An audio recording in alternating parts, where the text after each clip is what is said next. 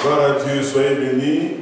J'ai béni aussi votre présence, je l'apprécie parce qu'elle a permis aussi au Seigneur de me bénir. La Bible nous dit, là où 2 ou 3 sont réunis en son nom, il est là.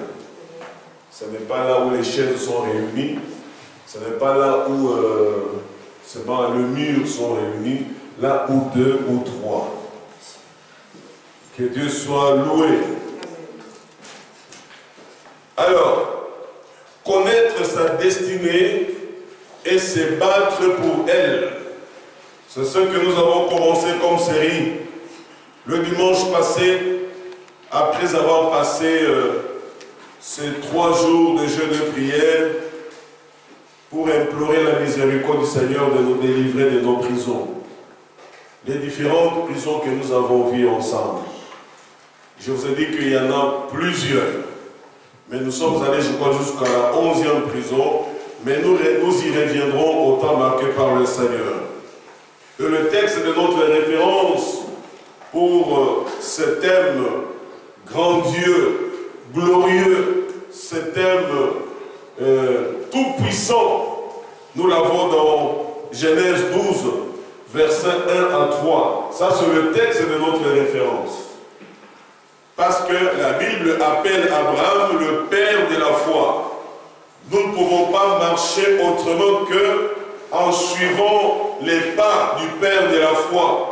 C'est lui notre modèle de la foi. Il est différent de Jésus, lui. C'est un homme qui a reçu la grâce. Jésus est fils de Dieu. C'est la différence. Jésus est pleinement Dieu, pleinement homme. Mais Abraham n'était que pleinement homme. Alléluia. Mais cet homme qui avait ses faiblesses, ses manquements, est devenu le premier à être appelé le père de la foi. Mais cela a commencé par la description que Dieu avait pour lui par rapport à sa destinée. Nous avons dit que la destinée est une puissance souveraine considérée comme réglant d'avance le cours des choses. Et nous avons encore ajouté que la destinée est un avenir certain, déjà tracé par une main invisible. Aucun de nous ne fabrique que son destin, ni sa destinée. La destinée ne vient pas de ta famille, la destinée ne vient pas de ton père, ni de ta mère, ni de ton pasteur, ni de ton église, ni de ta nation. La destinée vient de Dieu. Il a déjà tracé dans sa souveraineté. Même lorsque tu te poses des questions, pourquoi lui, Dieu a déjà lui, c'est lui. C'est moi qui ai décidé que ce soit lui. Même si la tête de la personne te dérange, même si sa taille se dérange, même s'il parle mal français, il parle mal anglais, même s'il s'habille mal, mais ce que Dieu a déjà décidé, c'est ce que cet homme ou cette femme deviendra. C'est ça la destinée. La destinée, c'est la force de Dieu qui s'impose dans la vie de quelqu'un.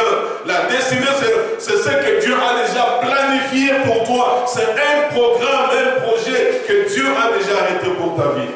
Voilà pourquoi je vous ai dit, nous devons connaître notre destinée et nous battre pour elle. Et là, dans Genèse 12, la Bible nous dit, l'Éternel dit à Abraham, va-t'en de ton pays, de ta patrie et de la maison de ton père dans le pays que je te montrerai, je ferai de toi une grande nation et je te bénirai. Je rendrai ton nom grand et tu seras une source de bénédiction. Je bénirai ceux qui te béniront et je maudirai ceux qui te maudiront et toutes les familles de la terre seront bénies en toi. Amen. Amen. Abraham avait entendu, je vous ai dit que avant d'entrer dans votre destinée, vous devez entendre ce que Dieu a dit, le contenu de ta destinée. La plupart nous lisons cela et nous voulons nous approprier de ce que Dieu avait dit à Abraham. Bien-aimé, ça c'était les promesses d'Abraham. Il n'y aura pas 2 Abraham, ni 3, ni 5. Même si je porte le nom du pasteur Abraham Hubert Timbomo, je ne suis pas Abraham le premier là. Alléluia. Voilà pourquoi même lorsque nous prions, Seigneur, tu avais dit ceci à Abraham, tu lui donneras un grand nom. Moi aussi, je dois avoir un grand nom. Est-ce que dans ta destinée, Dieu l'a dit?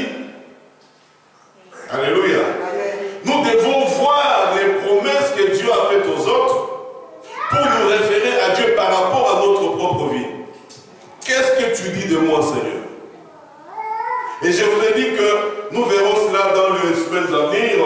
Dieu peut te parler, Dieu peut, pour te confirmer ta destinée, Dieu peut te parler par des rêves, par des songes. Dieu peut te parler par des prophéties qui se répètent à des endroits différents. Tu ne connais personne. Dans tel pays tu arrives, tu entres dans une église et quelqu'un te dit, frère, le Seigneur me montre ça, ça, ça, ça et ça. Et ça corrobore avec ce que Dieu t'a déjà dit il y a 10 ans, que toi tu avais oublié. C'est ça, bien aimé, ce qui est le contenu de ta destinée. Tu ne peux pas entrer dans la destinée de quelqu'un d'autre. Tu ne seras jamais heureux. Tu ne seras jamais heureuse. Tu vas aider, tu vas accompagner, mais ça ne sera jamais ta destinée. C'est comme un mariage. Tu peux trouver déjà un couple stable, tu t'arranges, homme comme femme, tu t'arranges pour faire chasser un de leurs. Et toi, tu rentres là-dedans. Dans ton cœur, tu sais que ce n'est pas ta place, ce n'est pas ta destinée, ce n'est pas ton mariage. Valable pour le travail et beaucoup d'autres choses. Alors, bien aimé, nous avons dit que la destinée, c'est ce que dans Éphésiens 2, verset 10, car nous sommes son ouvrage ayant été créés en Jésus-Christ pour des bonnes œuvres que Dieu a préparées d'avance afin que nous les pratiquions. Les œuvres que Dieu a préparées d'avance. C'est-à-dire que pour que tu naisses femme dans ce monde, Dieu l'avait déjà arrêté auprès de lui. Pour que tu naisses un homme masculin, Dieu l'avait déjà arrêté dans son programme. Donc tu n'es pas homme au hasard, ni femme au hasard. Par rapport à tout ce qu'on nous dit aujourd'hui, non, il est homme, mais en lui, il a les choses féminines. Non, ça c'est le monde à l'envers. Dieu ne s'est jamais trompé. Tu es homme ou tu es femme, Dieu l'a créé comme ça et ça ne changera jamais. Tout ce qu'on fait des côtés, c'est de la perversion. Et nous avons encore lu Jérémie 29, verset 11, car je connais les projets que j'ai formés sur vous, dit l'Éternel, projet de paix et non de malheur, afin de vous donner un avenir et de l'espérance. Bien aimé, lorsqu'on parle de la destinée, on fait appel, on pense plutôt à la volonté suprême de Dieu, la volonté souveraine de Dieu. La destinée, c'est la volonté suprême, la volonté souveraine de Dieu. Il ne change pas. Ce que Dieu a décidé, c'est ça. Lorsqu'on commença à combattre Joseph par ses frères, ce que Dieu avait décidé pour Joseph, ça s'est accompli. Des années plus tard, ça s'est accompli. Ça, c'est la volonté souveraine. Voilà pourquoi lorsque tu pries et que tu connais le contenu de ta destinée, tu dis, Seigneur, que ta volonté souveraine qui a créé ces choses, qui a voulu ces choses, m'accompagne jusqu'à ce que j'entre en possession.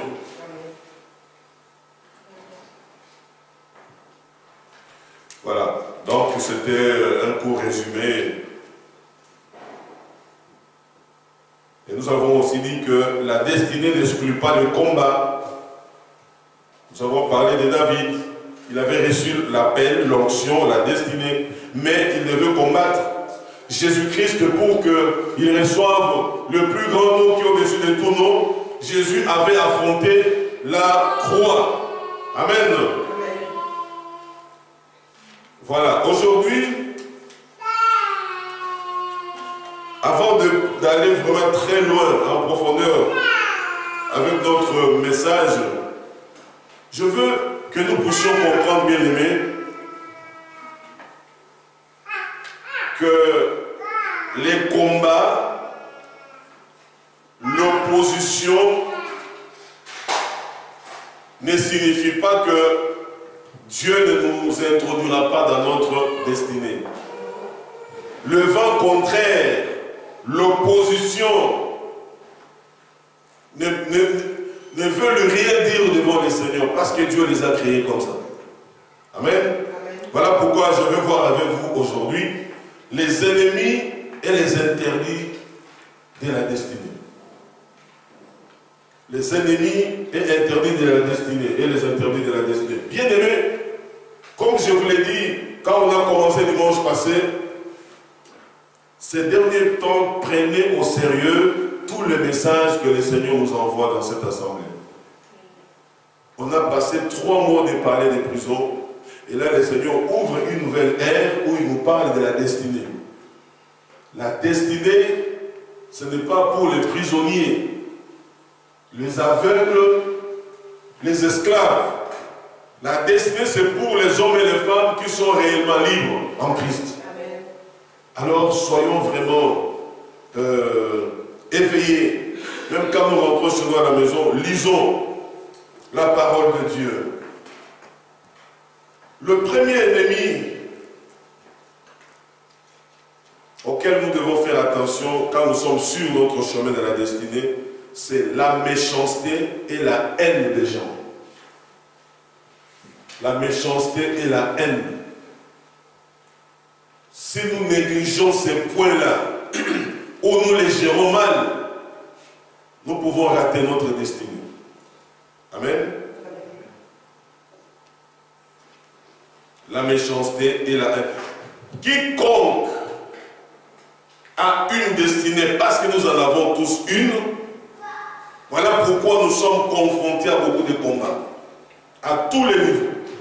Pourquoi? Parce que l'ennemi ou le méchant, ceux qui ont beaucoup de haine contre les choses du royaume, vont se dresser sur notre chemin pour nous empêcher justement d'atteindre notre destinée. Je vais vous parler de ce peuple d'Israël, en bref, brièvement en fait. Pour entrer dans sa destinée, Israël a dû combattre contre Pharaon. Amen. Il a dû combattre contre Pharaon, contre le désert, contre la mer Rouge, contre le Jourdain qu'ils devaient traverser. Ils ont dû combattre contre les géants. Ils ont combattu contre Amalek. Toutes ces étapes-là, pour quelqu'un qui regarde Israël avec les yeux humains, les yeux physiques, il allait dire, ce peuple est maudit par Dieu. Ce peuple n'est pas aimé de Dieu. Ou bien, Dieu s'était trompé en appelant ce peuple. Mais c'était les étapes qui les propulsaient lentement mais sûrement à entrer dans leur destinée. Et retenez aussi que plusieurs d'Israël n'ont pas atteint la destinée. Or, la destinée était pour tout le pays, pour toute la nation. Alléluia. Amen. Le pays où coule le lait et le miel. C'est ces pays-là qui reposaient des sources d'eau inépuisables. C'était là où les fruits avaient un goût, une saveur extraordinaire qu'on ne pouvait pas trouver. Mais beaucoup ne sont pas entrés là-bas. Nous voyons la méchanceté de Pharaon. Il a rendu un travail difficile à Israël. Il a soumis Israël à des travaux forcés, à des corvées, et plusieurs en sont morts. La méchanceté de Pharaon. Nous avons vu la méchanceté et la haine d'Hérode, qui a détruit les enfants de 1 à 2 ans. Il a détruit pratiquement les garçons. Parce qu'il ne voulait pas de Jésus-Christ. Pharaon l'a fait aussi, à son temps. Mais le Seigneur avait épargné Moïse. Et quand Hérode l'a fait, Dieu Tout-Puissant a épargné aussi le bébé Jésus. Bien-aimés, retenez que malgré la méchanceté des gens qui s'érigent sur le chemin de ta destinée, malgré leur haine, sachez que si tu demeures gravé dans le creux de la main de l'Éternel, tu atteindras. Avec Dieu, tu feras des exploits, tu poursuivras tes ennemis, tu les atteindras, tu reprendras ce qui est à toi, tu régneras avec lui. Il faut demeurer dans le creux de la main de l'Éternel. Voilà pourquoi tu peux t'écrier aussi, si Dieu est pour moi, qui sera contre moi? Si la Bible a a prévu de telles déclarations, c'est parce que Dieu savait que nous rencontrerons des ennemis sur notre chemin qui nous conduit vers la destinée. Et la Bible l'ajoute encore, si Dieu approuve la voie du juste, il dispose même favorablement à son égard le cœur de ses ennemis. Il est Dieu. Alléluia. Les méchants sont là. Les méchants, vous allez les trouver dans votre propre famille biologique. Les méchants, vous allez les trouver sur le milieu de travail. Les méchants, vous allez les trouver malheureusement dans l'église. Les méchants sont partout. Les méchants sont partout. Mais malgré leur méchanceté, malgré leur haine, focalise-toi sur celui qui t'a appelé. Focalise-toi sur celui qui a défini le contenu de ta destinée. Tu vas dire, quel que soit le combat, quelle que soit la haine, quels que soient les obstacles, moi, je me tiens sur ce que Dieu a dit pour moi. Le Seigneur a décidé que je sois tel, alors je le deviendrai. Alléluia. Et je vous ai dit le dimanche passé que pour ta destinée, Dieu peut tracer courbe ce qui est droit. Alléluia. Soyez un peu concentrés. Je vous ai dit que Dieu peut tracer courbe ce qui est droit. Et je vous ai donné l'exemple de Joseph. La manière dont Joseph est parti de la maison de son père, comment il a été vendu, une fois comme esclave, une deuxième fois comme esclave et domestique, il se retrouve dans une prison et de la prison il se retrouve la deuxième personnalité. Comment vous pouvez comprendre? Dieu est celui qui peut tracer courbe, ce qui est droit. Peut-être tu es dans la courbe du Seigneur, tel que tu es là. Tu ne comprends rien. Tout ce que je te défends de dire, Dieu m'a abandonné, Dieu ne m'aime plus, ça Dieu ne veut pas entendre. Amen. Alléluia. Ça Dieu ne veut pas entendre. Nous voyons la méchanceté de Caïn. Caïn a mis fin à la destinée de son frère Abel au nom de la méchanceté. Jézabel a mis fin à la destinée de Naboth pour son champ, le champ qu'il avait reçu par héritage familial. Il a mis fin à cette destinée-là. Les méchants bien-aimés, si vous ne faites pas attention, ils vont vous éloigner de votre destinée. Nous verrons ça plus tard, parce que c'est vraiment un thème vraiment très riche. Il y a parfois des destinées qui sont collées qu'à une personne. Amen. Amen. Ta destinée est collée ou rattachée à une personne. Aussi longtemps que tu n'as pas encore rencontré cette personne, tu n'entreras jamais dans ta destinée. Et quand Dieu maintenant met cette personne sur ton chemin, tu commences à sentir toi-même, ça fait longtemps que j'ai pris, ça fait longtemps que j'entends les enseignements, ça fait longtemps, mais depuis que je suis avec ce frère, avec cette soeur, depuis que je suis avec ce pasteur, depuis que je m'attache à cette équipe d'intercession, je sens que ma vie est en train d'être transformée. Bien-aimé, sache que Dieu a disposé déjà cette personne ou ces personnes pour toi. Mais le méchant viendra pour te mettre le bâton dans le roue. Il viendra te dire, comment tu entends quand lui il prêche? Comment toi tu sens ça? Quand il te salue, il te regarde comment? Tu ne sens pas qu'en lui il y a ci, il y a ça. Je n'ai jamais fait attention. Désormais, on a réveillé quelque chose qui dormait en toi.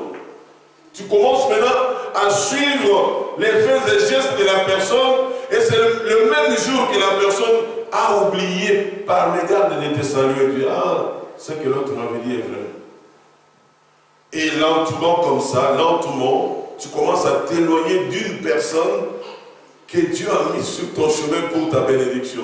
Voilà pourquoi beaucoup de frères africains, priant le Seigneur, sont dans la souffrance parce qu'ils se sont facilement détachés de personnes.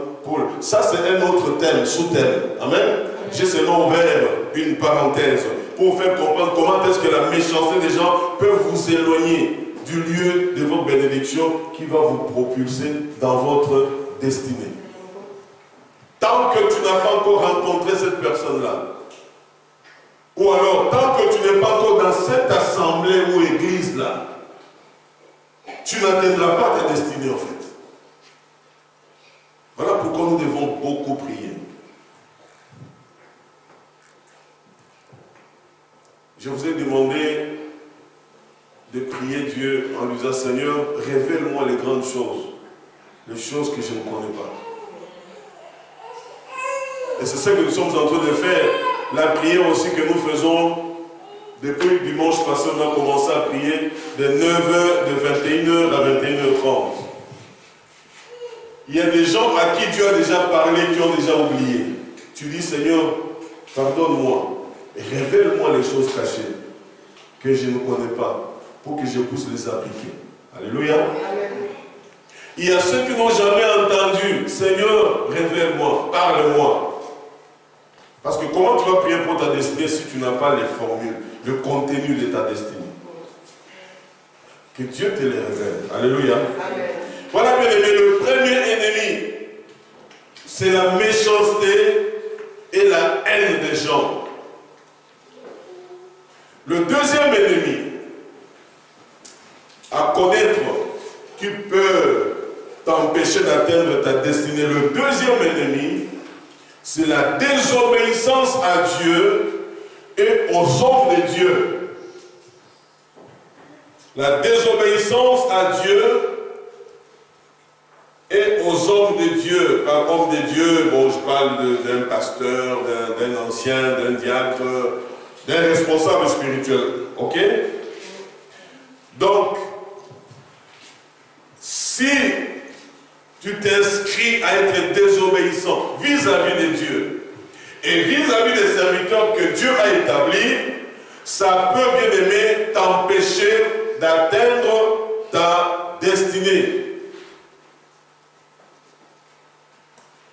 Nous voyons par exemple que Saoul, dans 1 Samuel 15, versets 22 à 26, si on peut nous projeter cela. 1 Samuel 15, 22 à 26. Nous voyons que Saoul a désobéi 2 fois, délibérément, devant le Seigneur, et Dieu l'a exclu de son sacerdoce pour toujours. La Bible nous dit même que Dieu regretta d'avoir fait de Saül roi. Bon, Dieu te fait roi. Et pour le même Dieu regrette de t'avoir fait comme roi. C'est-à-dire que c'était grave. Alléluia. Alors, je vous autorise de vous asseoir. Nous allons lire 1 Samuel 15, 22 à 26. Allons-y, 1, 2, 3. Samuel dit, l'Éternel trouve-t-il du plaisir dans les holocaustes et les sacrifices, comme dans l'obéissance à la voix de l'Éternel? Voici, l'obéissance vaut mieux que les sacrifices, et l'observation de sa parole vaut mieux que la graisse de bélier. Car la désobéissance est aussi coupable que la divination, et la résistance n'est pas moins que l'idolâtrie et les théraphimes. Puisque tu as rejeté la parole de l'Éternel, il te rejette aussi comme roi. Alors Saül dit à Samuel, j'ai péché car j'ai transgressé l'ordre de l'Éternel et je n'ai pas obéi à tes paroles. J'ai craigné le peuple et j'ai écouté sa voix. Maintenant je te prie, pardonne mon péché, reviens avec moi et je me prosternerai devant l'Éternel. Samuel dit à Saül, je ne retournerai point avec toi car tu as rejeté la parole de l'Éternel et l'Éternel te rejette afin que tu ne sois plus roi sur Israël. Amen. La désobéissance. Quel était le péché de ce monsieur-là? C'était la désobéissance. Mon frère, ma soeur, tu dis toujours, Dieu m'a béni pour que je sois une princesse, un prince, j'aurai un grand mot. Tout ça, ce sont les paroles qui réjouissent les oreilles. Mais aussi longtemps que tu demeures désobéissant envers l'Éternel, désobéissant vis-à-vis de sa parole, désobéissant par rapport aux principes que Dieu a institués, sache que tu risques d'être rejeté par Dieu un jour et que ta destinée qui était glorieuse, tu ne la vivras jamais. La désobéissance. Cet homme, le roi Saül, Dieu l'a trouvé derrière les chameaux. Parce que le peuple cherchait un roi. Il ne voulait plus de Dieu comme roi. Et Dieu le regretta amèrement. Il dit, mais comment ce peuple pour qui je suis roi cherche un roi humain? Il est allé chercher sa vie.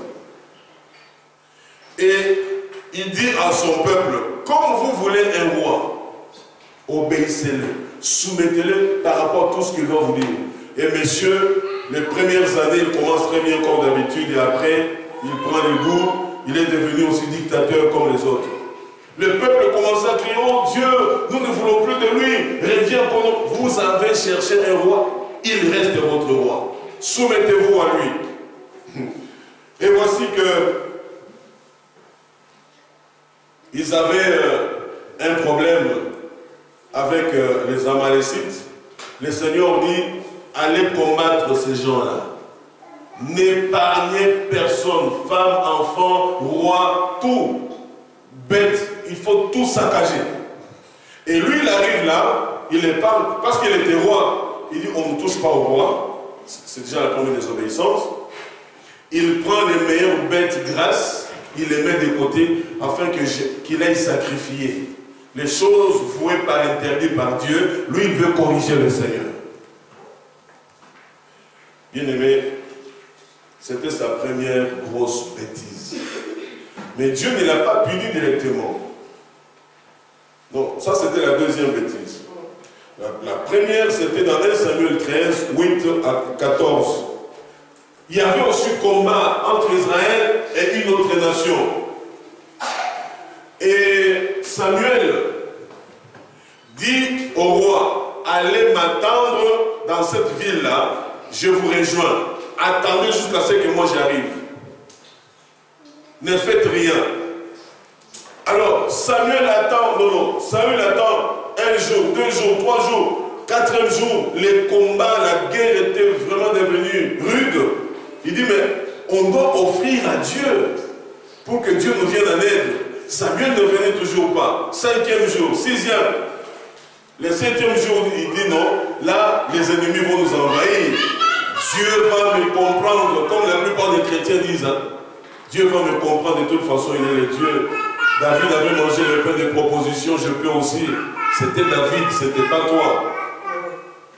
Amen. C'était David, c'était pas toi. Et voici que il s'est dit, je veux offrir à l'Éternel un sacrifice, une offrande, pour que cette odeur pousse Dieu à nous venir en aide, sinon on va nous exterminer. Pendant qu'il offrait, le prophète arrive. Il entend sur la voix, Saül, que fais-tu?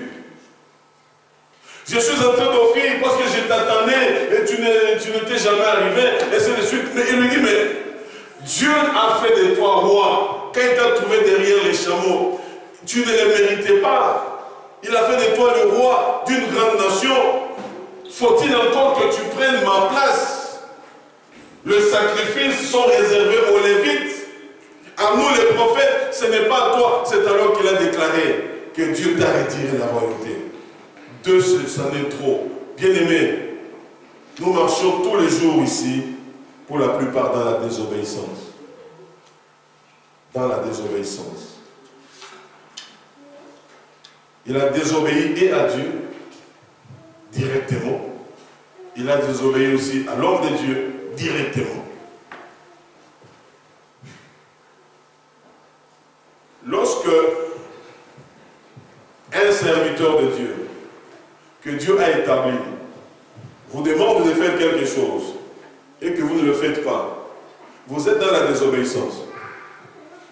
À moins qu'il vous dise de faire quelque chose qui est contraire à la parole de Dieu. Ça, c'est différent. Alléluia.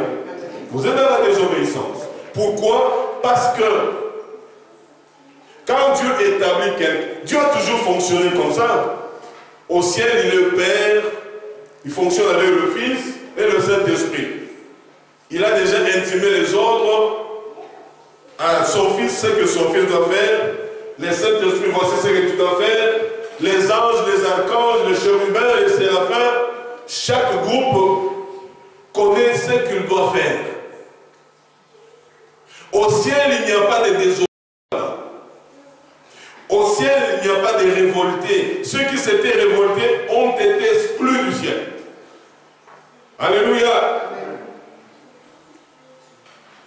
Voilà pourquoi le Seigneur dit, je l'ai rejeté. Parce que Samuel pleurait tellement.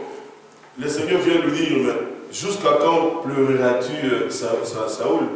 Je l'ai rejeté. C'est-à-dire qu'à un moment donné, vous pouvez venir vers le pasteur, priez pour moi, priez pour moi. Pendant que je prie, le Seigneur dit, je l'ai déjà rejeté, ne prie même pas pour lui. Mais nous les hommes, les pasteurs, nous croyons être plus miséricordieux que Dieu. Seigneur, s'il te plaît, Seigneur, agis. Seigneur, c'est ta fille, c'est ton fils. Il a où elle a des faiblesses. Seigneur, écoute. Seigneur, il dit, tu perds ton temps, je l'ai déjà rejeté. Amen. Je l'ai déjà rejeté. Et quand Dieu rejette, c'est pour toujours.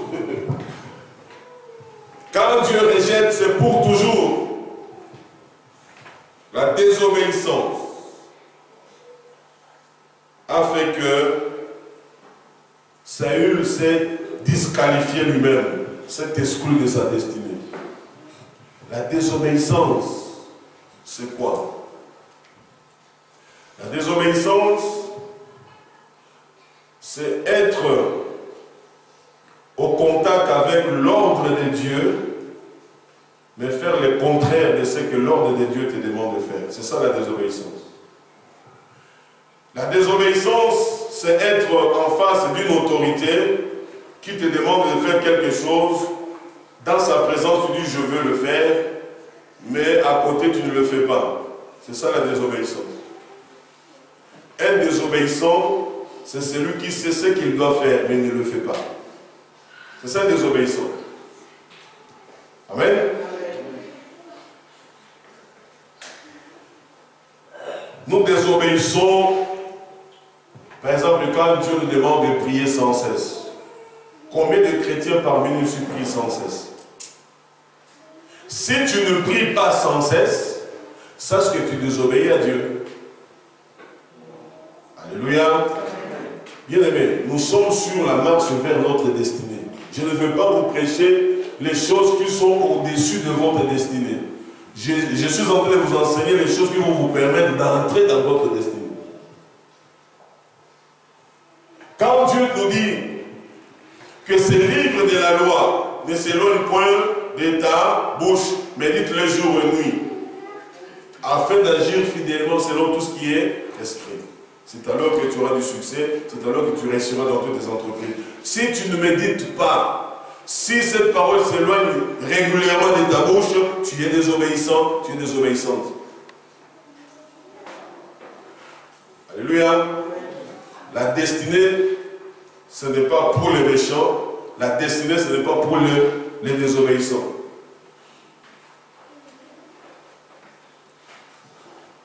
Lorsque le Seigneur te dit, tu prélèveras le 1/10 de tes revenus ou de ton salaire, et que tu discutes par rapport à ça, ce que nous appelons communément la dîme, mais tu es désobéissant, pas envers l'Église.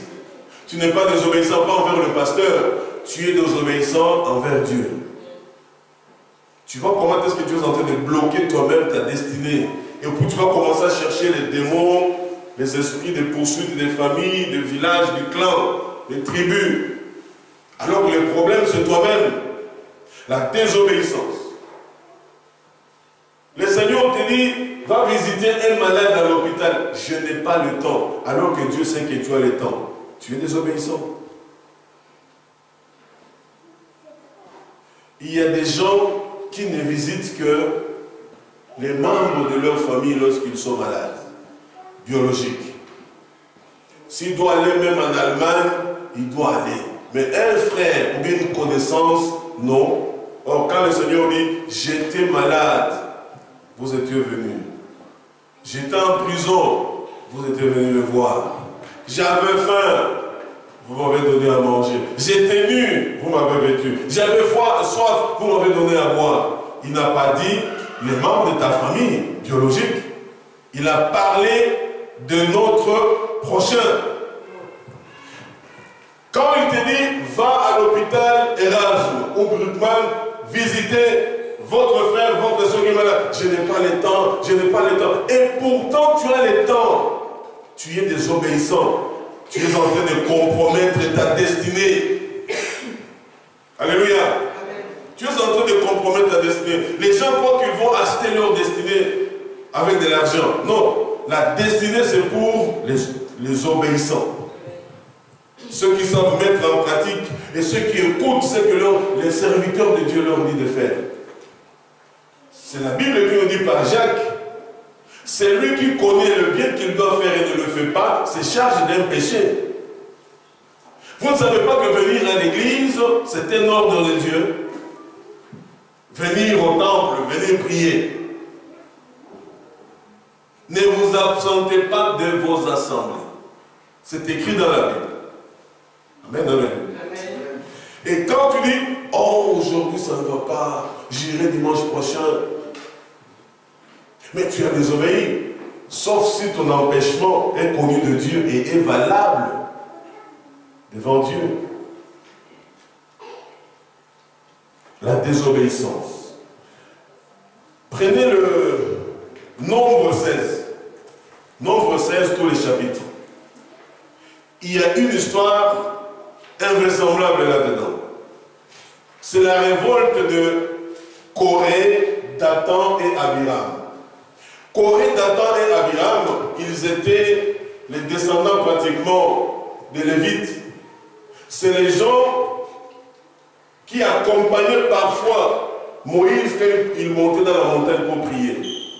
C'est des gens qui étaient aussi, qui assistaient Moïse et non Aaron dans le temple pour accomplir le service pour Dieu. Une fois, Moïse est monté prier. Ça a pris beaucoup de temps. Ils ont commencé à dire, mais c'est Moïse là. Vous savez, lorsque l'ennemi a déjà conquis ton cœur par la désobéissance, il fait de toi orgueilleux comme si toi tu connais plus que même le Père que je peux qualifier de Père spirituel. Tu crois connaître plus que lui. Est-ce que Dieu ne se révèle qu'à Moïse? Dieu peut aussi nous parler. Dieu aussi peut nous parler. Ils ont révolté 250 personnes en Israël. Nous n'irons pas là où Moïse est. Dieu peut aussi nous parler ici. Et ça arrive aux oreilles de Moïse. Moïse envoie les gens, sa délégation, aller me faire venir immédiatement. Corée, Dathan et Abiram. Qu'est-ce que j'entends? On vient leur dire que le vieux, si on se met à faire, on va dire le vieux vous appelle. Le vieux vous attend là-bas. Le roi de Dieu vous attend.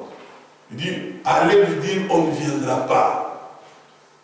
Nous aussi, Dieu peut nous parler. La Bible dit que Moïse fut irrité. Vous savez que Moïse c'était un homme de colère. C'était son grand péché qui l'a même empêché d'entrer dans sa destinée. Colère.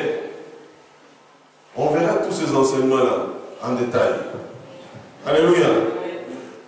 Il est monté fâché, mais cette fois-là, il a cherché la face du Seigneur. Seigneur, regarde ces enfants, ils sont nés entre mes mains.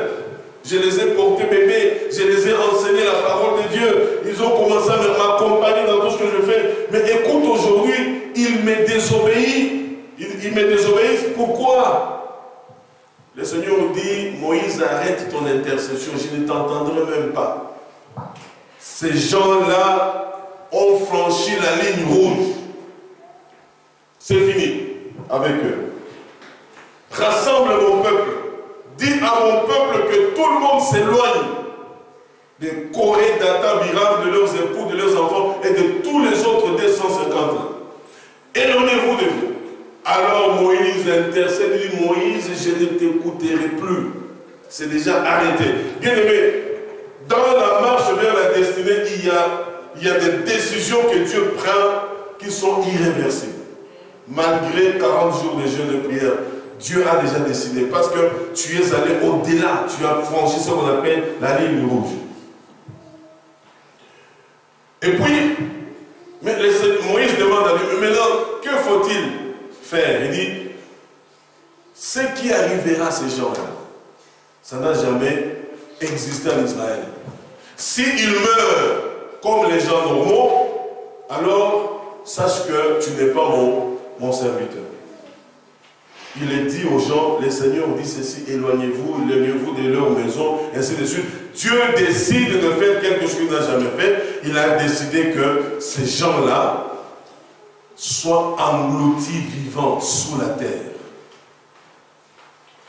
En d'autres termes, c'était la fin de leur destinée. C'est que Dieu a dit. Ils se sont regroupés, ils se sont rassemblés en train de dire oui, nous aussi Dieu va nous parler. Parmi vont dire Dieu va nous parler. Certains ils ont même entonné un chant comme d'habitude. Ils ont certainement entonné un chant, levons nos mains, prions, adorons, ainsi de suite. Pendant ce temps-là, là où ils étaient, la Bible dit que la terre s'ouvrit et les engloutit vivants et se referma. Destinée finie. À cause de quoi? De la désobéissance. Leur destinée s'arrêta là. À cause de leur désobéissance et de leur révolte. Ne vous révoltez pas contre les serviteurs de Dieu. Surtout ne désobéissez pas ces gens-là. Et particulièrement envers Dieu lui-même. Tu as la vérité. La parole de Dieu. Quelqu'un me posait la question hier, mais pasteur, si quelqu'un me fait mal une fois, je pardonne, une deuxième fois, troisième, mais ça fait mal. Qu'est-ce que je dois encore faire? Et moi je lui dis, est-ce que tu es spirituel? Oui, tu aimes Dieu, oui, mais qu'est-ce que la Bible te dit? Oh, mais oui, la Bible dit, je dois pardonner, continuer à pardonner, pardonner. Moi je dis, c'est ça la réponse, moi je n'ai pas une autre réponse à te donner. Si tu étais païen, j'allais t'expliquer les choses, mais tu es chrétien. Et Jésus-Christ, je lui dis, Jésus-Christ sur la croix, en pleine souffrance et douleur, qu'est-ce qu'il avait dit? Oh, il avait dit, Père, pardonne-leur, quand ils ne savent pas ce qu'ils font. J'ai dit, ok, donc tu as déjà la réponse. Applique-toi à ça. Vous voyez, jusqu'où nous, chrétiens, nous sommes désobéissants envers la parole de Dieu. Et nous venons à l'église, nous avons des Bibles. Nous passons peut-être exercer le ministère ici devant. Mais nous oublions que tout ce que nous faisons, c'est pour entrer dans notre destinée. Amen, amen. Donc, l'ennemi ici, c'était la désobéissance à Dieu et aux hommes de Dieu, que je peux aussi considérer d'interdit. Il est interdit à ceux qui sont appelés à régner avec Dieu de désobéir. La désobéissance est un interdit devant Dieu. La méchanceté, c'est un interdit. La haine, c'est un interdit. Vous ne haïrez pas votre frère. C'est un interdit.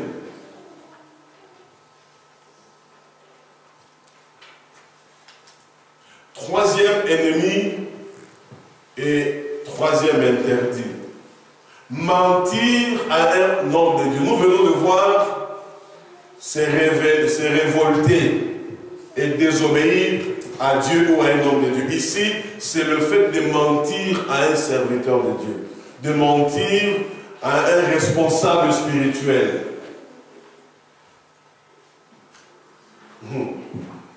Frères et sœurs,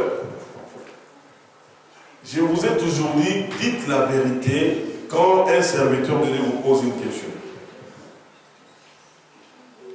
Mon frère, ça fait 2 semaines que je ne t'ai pas vu à l'église. Y a-t-il un problème? Non, pasteur, il n'y a rien. Même Dieu me voit. Effectivement, Dieu te voit. Si tu mens, il te voit. Si Dieu l'avait, il te voit. Même Dieu me voit. Non, non, il n'y a rien, il n'y a rien. J'étais seulement occupé. Tu te justifies pour excuser ton absence. Mais devant Dieu, c'est un mensonge. Et tu sais que ce que tu me dis, c'est du mensonge. Moi, je ne suis pas Dieu. Moi, je te comprends. Je t'écoute. Je te crois. Mais le Dieu qui m'a établi, lui voit, il entend et il sait que tu mens. Et parce que tu mens, tu n'es pas propre pour la destinée. Le mensonge, c'est un frein, c'est un blocage qui va t'empêcher d'entrer en possession de ta destinée. Alléluia. Amen. Tu n'entreras pas. Lisez 2 Rois 5. Presque tous les chapitres. Bon, vous pouvez prendre ça de 8 à 17. Quand vous serez chez vous, vous allez lire. Nous connaissons cette histoire. Il s'agit de prophète Élisée avec son serviteur Géasi. Lorsque un général syrien, Naaman, avait reçu la guérison dans le Jourdain par la parole du prophète, cet homme, parce qu'il était un homme important, avait apporté beaucoup de présents, des cadeaux à donner à celui qui va entre guillemets le guérir. Élisée, connaissant Dieu, dit mais non, les dons que j'ai, je ne l'ai pas mérité, je l'ai reçu gratuitement. Et la Bible nous dit, mais dit plutôt, ce que j'ai reçu gratuitement, je le donne gratuitement. Je ne prends pas ça. Quand tu vas rentrer dans ton pays, il va donner ça aux malheureux, ainsi de suite. Moi, je ne prends pas. Géasi, le serviteur du prophète, était là. Il a entendu. Le général a supplié. L'homme de Dieu a dit, non, non, non, non. Je ne prends rien de ta main. Pour que, quand tu retourneras chez toi, tu vas dire, parce que je lui ai donné, voilà pourquoi il a prié pour moi. C'est gratuitement, alors tu rentres. Monsieur attelle son char et ses gardes du corps, ils partent. Et à un moment donné de la journée, le prophète s'est reposé. Et Géasi, son serviteur, a dit, ah, comme mon chef dort, je veux aller vite parce que je sais que la sieste du vieux, c'est 30 minutes ou bien 1 heure. Alors pendant cette heure, je vais aller vite, rattraper ce monsieur-là. Je vais lui dire que le prophète a changé d'avis. Alléluia. Amen, amen. Le prophète a changé d'avis. Il a reçu 2 personnes qui sont venues et qui ont besoin de talents, d'argent, ils ont besoin des habits. Les gars est descendu très vite, il a pris, il a donné à cet homme-là. Alors Géasi a tout pris, il revient pendant que les serviteurs de Dieu dormaient. Il est allé cacher ça dans sa maison. Et puis il revient, il trouve toujours le vieux en train de ronfler. Ah, le vieux n'est pas encore réveillé, donc j'ai réussi mon coup. Amen. Et quand l'homme de Dieu se réveille, il regarde Géasi. Où étais-tu, mon fils? Homme de Dieu, je ne suis allé ni à gauche ni à droite, j'étais là en train de veiller sur toi. Il le regarde. Il dit, mon esprit était-il absent quand tu arrêtas les chars du Syrien qu'il vint à ta rencontre pour... Et c'est maintenant le temps de monnayer les bénédictions de Dieu. Sache-le bien que la lèpre qui était sur ce monsieur-là va tomber sur toi. Au même moment, la lèpre est tombée sur lui. Boum! Alléluia. C'était la fin de sa destinée. Il a menti à l'homme de Dieu. Pourquoi n'a-t-il pas dit la vérité? Il pouvait dire, toi tu es prophète, les prophètes, vous êtes des loin des dieux mis à part. Nous autres, on est encore jeunes. Je me suis dit, je l'ai poursuivi à mon compte. S'il pouvait me donner ne fût-ce qu'un petit rien. Je pense que le prophète allait décider, je vois différemment. Mais il a menti carrément. Et parce que tu as menti, cette lèpre tombe sur toi. Et malheureusement, et lui, dans sa maison, la lèpre a détruit toute une destinée d'une famille. À cause du mensonge envers l'homme de Dieu. Prenez aussi Acte 5, versets 1 à 11. Nous voyons encore là, Acte 5, 1 à 11. Nous voyons encore dans ce texte un couple qui a menti aux apôtres. Et pas n'importe quel apôtre, apôtre Pierre. À cette époque-là, l'église venait de naître. Ce qu'on appelle l'église primitive. Les gens vendaient leurs biens. Tellement l'onction était là, les gens vendaient leurs biens. Et le produit de cet argent, ils amenaient ça à l'église pour qu'il n'y ait pas de démunis dans l'église. Et voici que les tours de Ananias et Saphira arrivent. Ils ont vendu leurs biens avec beaucoup d'argent. Ils ont gardé une partie et ils ont amené une autre partie à l'église. L'homme est venu en premier. Il apporte aux pieds des apôtres. Parce qu'on a porté aux pieds des apôtres. Il pose la question. Ananias, est-ce que c'est toute la mise de ce que tu as vendu? Il dit oui. C'est ça. Et l'apôtre de lui dire, est-ce que ces biens n'étaient-ils pas à toi? Est-ce que quelqu'un t'avait obligé de le faire? Pourquoi Satan a endurci ton cœur jusqu'à mentir? Ce n'est pas aux hommes que tu as menti, mais c'est au Saint-Esprit que tu as menti. Réfléchissons maintenant autrement. Est-ce que c'est tout ce que vous avez vendu? C'est ça le fruit.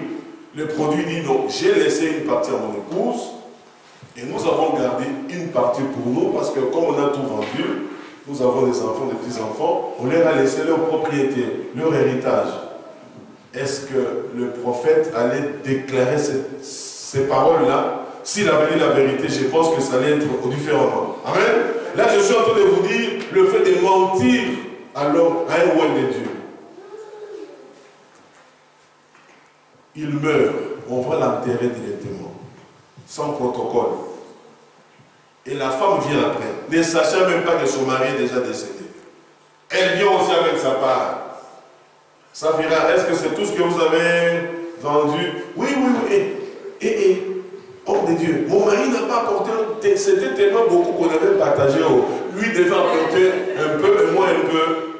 Il dit, mais comment vous êtes-vous entendu dans le mal pour mentir au Saint-Esprit? Tu vois les jeunes gens qui sont à la porte, ils viennent d'enterrer ton mari. Il a cessé de parler, elle est tombée là aussi, morte. Regardez comment est-ce que la destinée d'un couple, d'une famille, s'arrête au nom du mensonge envers les serviteurs de Dieu. Frères et sœurs, il y a des serviteurs entre guillemets de Dieu qui se sont autoproclamés, qui savent ce qu'ils font. Je ne parle pas de ces gens-là. Je parle de serviteurs de Dieu respectueux devant Dieu, connus de Dieu, dans lequel Dieu s'est impliqué, dans lequel Dieu a investi pendant 30 ans, 40 ans, 50 ans. Tu viens comme ça, tu commences à le mentir. Tu t'attires la colère de Dieu, ça va arrêter ta marche vers la destinée. Oh, ce sont les munitions que je vous donne pour votre propre prière. Si vous êtes déjà arrivé de mentir, même à celui qui vous parle là, si tu m'as déjà menti, réfléchis bien. Si tu n'as jamais fait, ne réfléchis pas. Et n'allez pas fabriquer des choses, mais les pasteurs, je l'ai déjà menti. Tu m'as déjà parlé plusieurs fois quand je t'ai posé des questions. Si maintenant dans tes réponses il y avait un mensonge, c'est le temps pour toi de te repentir devant Dieu. Amen. Moi je t'ai fait confiance et je crois dans ce que tu m'as dit. Mais Dieu sait que c'est un mensonge. Ça va t'empêcher d'entrer en possession de ton héritage. Quatrième ennemi ou interdit. Nous avons vu ici que l'interdit c'était le mensonge envers un serviteur de Dieu. Et c'est même ton ennemi. Maintenant, le quatrième ennemi, et nous allons arrêter là aujourd'hui parce qu'il y en a plusieurs. Écouter les conseils des méchants. Le fait d'écouter les conseils des méchants, ça peut bien aimer t'empêcher d'entrer en possession de ton héritage. Alléluia. Nous voyons Job. Est-ce qu'on peut nous projeter 1 Samuel le 17, versets 26 à 30? 1 Samuel 17, versets 26 à 30. Est-ce qu'on peut nous projeter cela comme ça? On va le lire ensemble. Alléluia. Le simple fait d'écouter les conseils de méchants et de les appliquer, ça peut te conduire loin de ta destinée. Mais on ne projette pas là.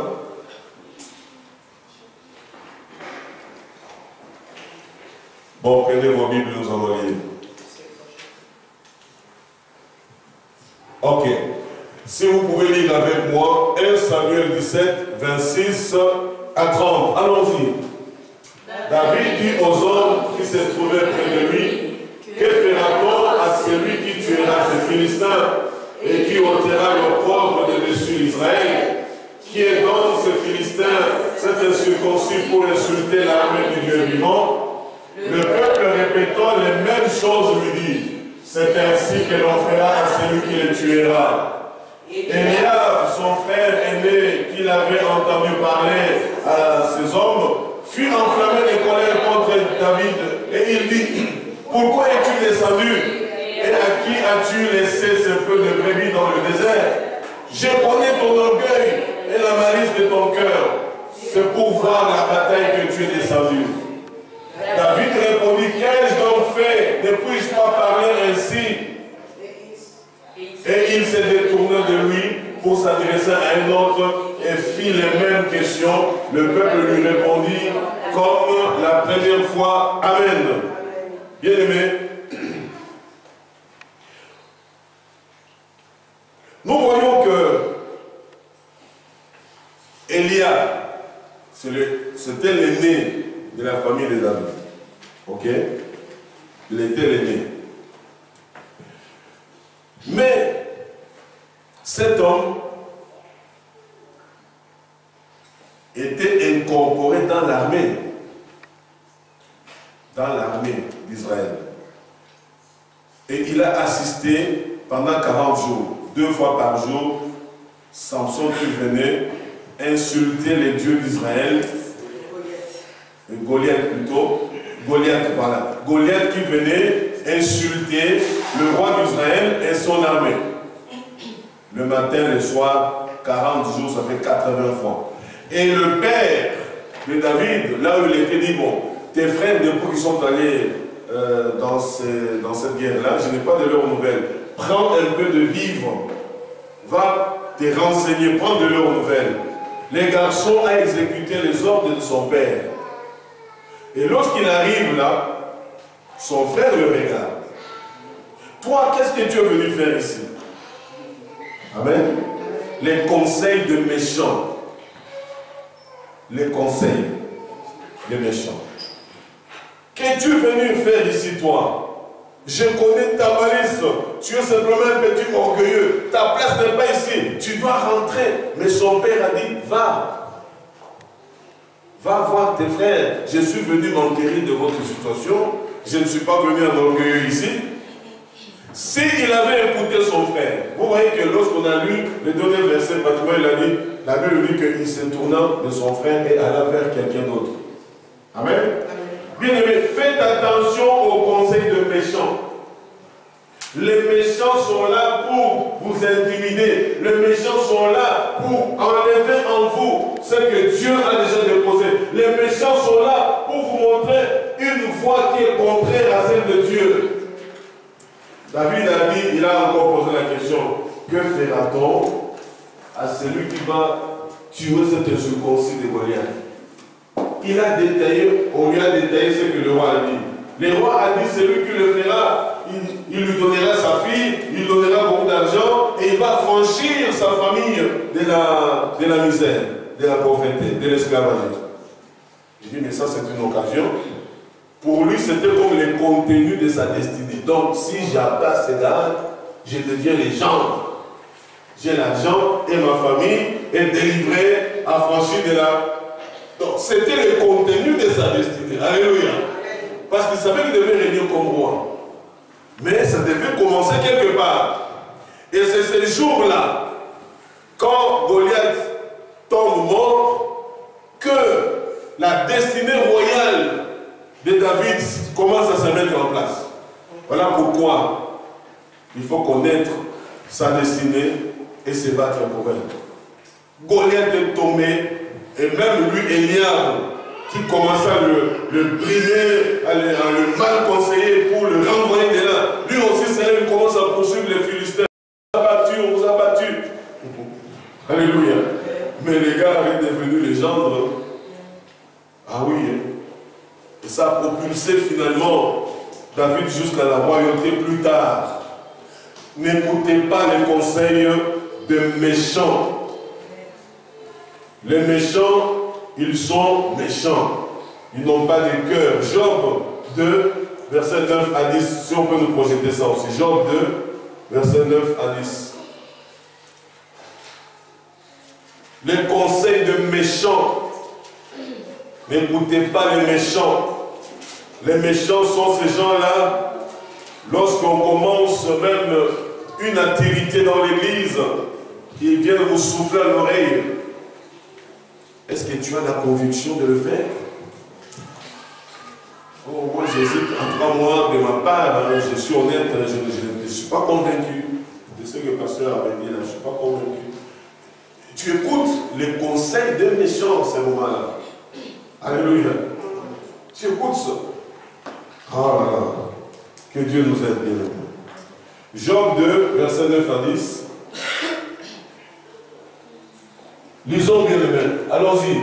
Sa femme, ici c'est la femme de Job, ok? Allons-y. Sa femme lui dit, tu demeures ferme dans ton intégrité, maudit Dieu et meurs. Mais Job lui répondit, tu parles comme une femme insensée. Quoi? Nous recevons de Dieu le bien et nous recevions pas aussi le mal. En tout cela, Job ne pécha point par ses lèvres. Amen. Messieurs Job, notre bien-aimé patriarche, est frappé donc une épreuve terrible. Il perd ses enfants, les 10 enfants, il perd ses serviteurs, il perd ses biens, parce que Satan en voulait à lui, le méchant Satan, plein de haine et de jalousie. Il a détruit cet homme. Et au lieu de terminer à ce stade-là, il lui frappe même de maladies. Il s'est gratté jusqu'au sang, tout son corps. Ses amis viennent le cribler encore davantage. En tout cas, Dieu ne peut pas utiliser quelqu'un comme ça s'il n'a pas péché. Certainement, Job, que tu as péché. Mais la Bible dit que dans tout cela, Job ne pécha point. Et sa femme, maintenant fatiguée, dit, mais ça c'est quel genre d'homme? Il n'a plus d'argent, tous les enfants sont morts, il n'a plus rien. Et puis son corps est plein de cailles, qu'elle se gratte, il y a du sang partout. Alors il dit, écoutez les conseils de la méchante. Maudit Dieu et meurt. Comme ça on n'en parle plus, il dit, ma femme, tu es insensé. C'est Dieu nous a toujours fait du bien. C'est parce qu'aujourd'hui je suis dans le mal que moi je dois, je ne peux pas. Je ne dois pas et je ne peux pas. Alléluia. Et voici que plus tard, on a pu parler de cette femme-là. Mais le Seigneur a béni davantage, doublement. Job, plus tard, il a fait réellement entrer en possession de son héritage. Cet homme est devenu encore doublement riche et Dieu lui a augmenté encore beaucoup d'années. Il a encore eu 10 enfants avec les plus belles filles de cette contrée-là. Il a vécu encore avec ses enfants. Il a porté ses petits-enfants. Pourquoi? Parce qu'il n'avait pas écouté le conseil des méchants. Le méchant, les conseils des méchants peuvent vous éloigner de la destinée. Milka, la femme, une des femmes de David, lorsque Israël avait ramené l'arche de l'alliance dans la ville, David, la Bible dit qu'il a dansé, il a tellement dansé que sa femme Milka, tu l'as regardé, il dit, mais... Et c'est comme ça qu'un roi peut danser devant les gens, à s'humilier. Hein, tu es en train de désacraliser la royauté. C'est quoi ça? Un roi comme ça. Il regarde cette femme-là, il dit, chère femme, si Jésus sait que Jésus, c'est à cause de cet arche-là. C'est à cause de ces dieux. Parce que ces dieux-là m'a aimé plus que ton père. C'était la fille justement de Saül. Amen. Dieu m'a aimé plus que ton père. Conséquence pour cette femme-là, la Bible dit qu'elle fut frappée de stérilité. Toute sa vie, il n'a pas eu d'enfant. Comment est-ce que,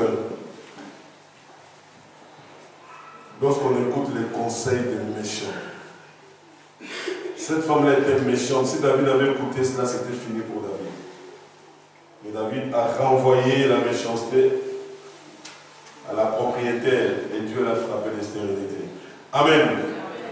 Voilà, nous avons aujourd'hui vu quelques ennemis de notre destinée. Il faut les connaître pour mieux prier par rapport à ça. Amen.